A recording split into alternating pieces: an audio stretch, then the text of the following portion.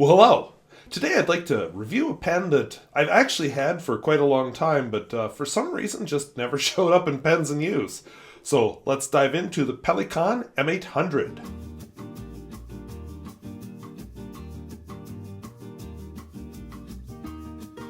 If videos like this interest you, where I talk about fountain pens both new and old and at all price points, I would invite you to subscribe. And hey, what's your favorite Pelikan? Maybe there's a different finish you like, or maybe there's a different model you like. Let me know in the comments down below. So let's take a look at it. So I bought this pen last summer. I saw it, at a discount price, let's just say. I found out why when it arrived. It came to me in this box. That's it. Not the fancy packaging, just this box. So I ended up getting a black/green, the traditional finish. I have a broad nib, and yeah. So that's the pen. It's a largish pen. I find the finish very attractive. I've always liked that finish. Let's see if you can see it well close up. Yeah. Not really a demonstrator, but definitely see-through, so you can kind of see the brass piston in there. Kind of see the ink level, but not really. If this was lit differently, you'd see more detail in there. I really appreciate the Pelikan beak for a clip. And a mother feeding her babies.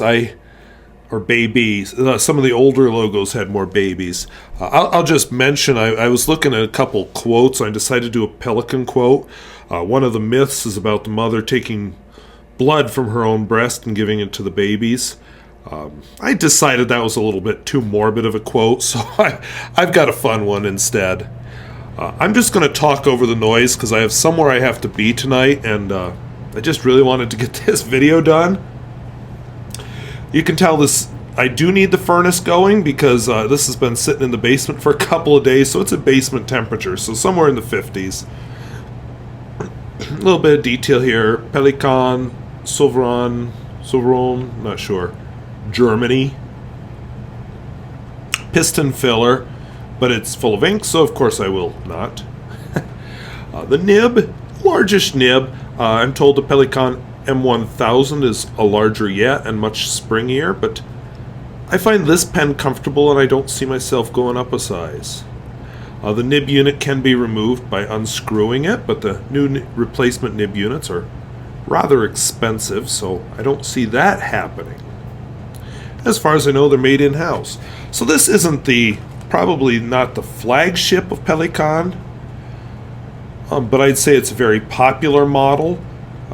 Large, but not as large as the m800. Comes in a couple of different finishes. I'll address that after I do the writing sample, because I want to write with this thing. So, if I bought a broad, I clearly did not buy it to be a daily writer pen. This is a fun pen. Ink in it, I will admit, isn't one of the favorites I have.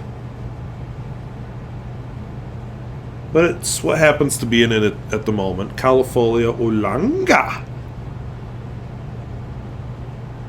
I don't think they actually pronounce it that way, but that's how I'm going to pronounce it. Not a flex nib, as he writes the word flex. Definitely some line variation, though. I think you can coax a little flex out of it. I guess depends on how brave you are. I lean kind of conservative in that direction. Probably one of the few areas where I'm conservative, but, So I'd say more of it comes from being somewhat stubbish. Wetness and flow.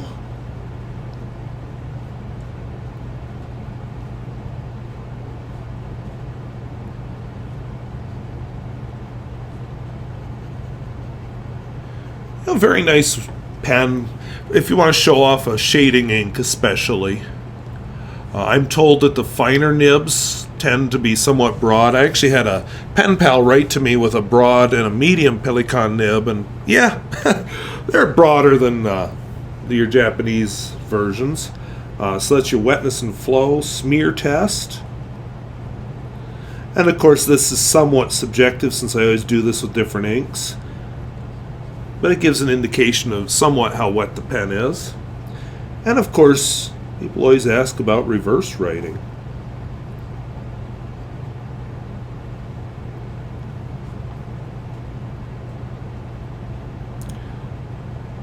You know, scratchier, but not bad, and that's almost what I'd consider a fine.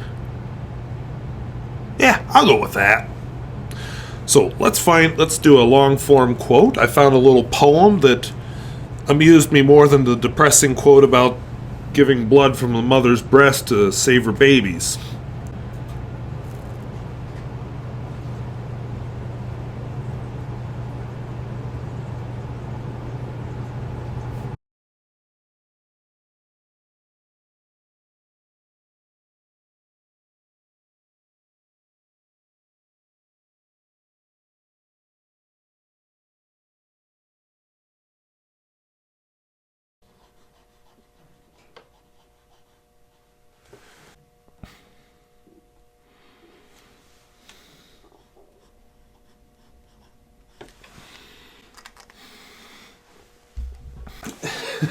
Is it bad if I'm getting amused by the idea of some sweet lady in the 1910s getting a case of the vapors over the last line in that?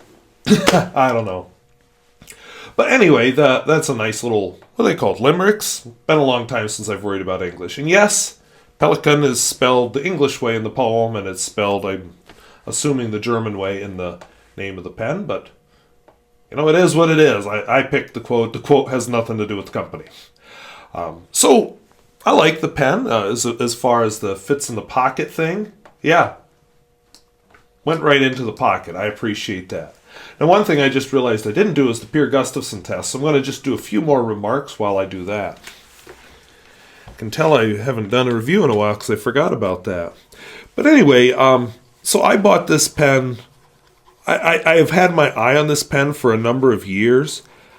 Every year it comes up on sale, usually around February, and then every year I say, oh, that's a lot for a pen, dude. I almost had talked myself into it a few. What was it? There was a special finish that was supposed to look like water. It had like ocean ripples on top and bottom, and then it was supposed to have like dark sides. I loved that one. I also liked the Renaissance finish. Never bought either one. You know, right now the m600, I like the Crush Orange, but I'm pretty sure I won't buy that one either. But I saw this one at a good price, and again, I don't know how much of it has to do with the packaging, but this is all the package I need for a pen, even a nice pen like this. And no, it's not a fake. The retailer, whose name escapes me at the moment, I thought I had it written down, but I don't. The retailer I purchased it from was a reputable retailer.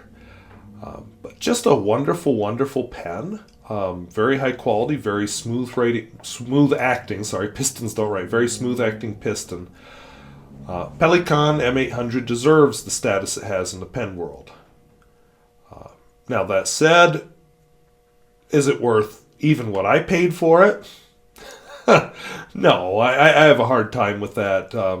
Not hard enough that I didn't buy it, but you know, I do question it sometimes. But that's a subjective thing, and there's a lot I don't know about pens that could fill a book. So the important thing is, am I happy with it? And yes, I am. I bought it because it's fun to write with, fun to write notes with, not notes at a meeting, but notes to people. It's a fun pen for that. It's a fun pen just for writing lines. You know, that's what I bought it for. And for that purpose, it serves admirably. So, I have really nothing to add to the plethora of reviews that are out there of the Pelikan m800. I am so sorry. I just reviewed it and the name went whoop out of my brain. I'm already thinking about where I'm headed next. But anyway, if videos like this interest you, where I talk about fountain pens both new and old and at all price points, I would invite you to subscribe. And if you'd like to talk about the M800 or perhaps your favorite Pelikan model or finish, please feel free to leave a comment down below. I'll just confess right at the end of the video here, is this my favorite model? No. I have a Pelikan 400NN, which is from I believe the 1950s. I like that one better. But dang if this one isn't fun. So, not sorry I bought it. So I want to thank you for watching. We'll see you later. Bye-bye.